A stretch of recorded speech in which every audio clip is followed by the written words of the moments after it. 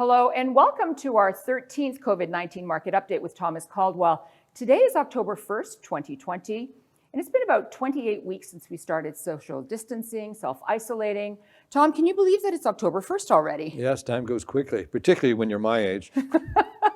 So there's a new survey that came out and said a lot of investors are having sleepless nights, and it isn't because of the markets, it's because of the presidential election. So let's just jump right in and talk about the debate. Well, first off, I don't see it as a debate. It was sort of a performance. It was like Real Politicians of Washington. The interesting thing to debate, for me at any rate, is how each of the candidates portrayed themselves. The content, the facts, the points scored, all irrelevant because most of it's fabricated anyway. And even the policies proposed are going to get watered down no matter who ends up in the White House.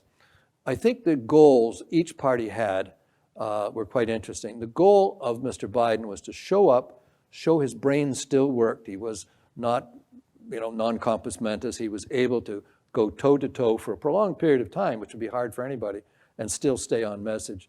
He achieved that goal. He showed the American public that he wasn't past his sell-by date. President Trump's goal was to show up and be presidential. He failed miserably at that goal. He showed himself as uncontrollable, arguing with Chris Wallace. For him, it was not a good night.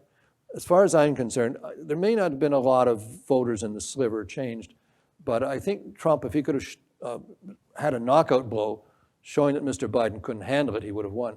But it turned out, I think, the other way. So I think it was in favor of Mr. Biden, and I think his chances have improved significantly. So we have COVID. We have an election. Let's talk about the markets.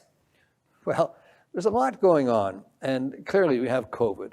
COVID is one area of focus. Are we going to have a vaccine? Is it going to be effective? Should you be taking it? What's the time frame here? When are we going to, is it going to last? Is it only going to be good for a month or a year or whatever? So there's a lot of uncertainties, and everybody has their opinions on COVID and the lockdown, should it continue. I have my opinion of it, but my opinion is just as bad as pretty well everyone else's. So we just have to work our way through it, do the precautions we can, but still the market is concerned about this because the longer the shutdown goes, the more difficult it will be to restart an economy, and we may never get it back to a level, at least not for a reasonable period of time. We're not courting with recession coming out of this. We're now courting with potential depression. So that's a concern to markets. Presidential election too, because each party is trying to convince voters that if the other one wins, the world as we know it is going to end. And it'll be terrible, destruction, famine, pestilence, etc.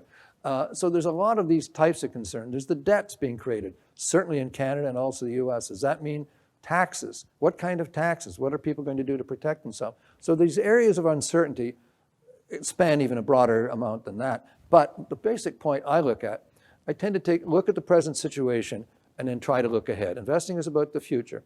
So for me, I think if I were to look back on today, just take today, a year or 2 years from now, I think I will look back, and others will too, seeing this as a time of opportunity.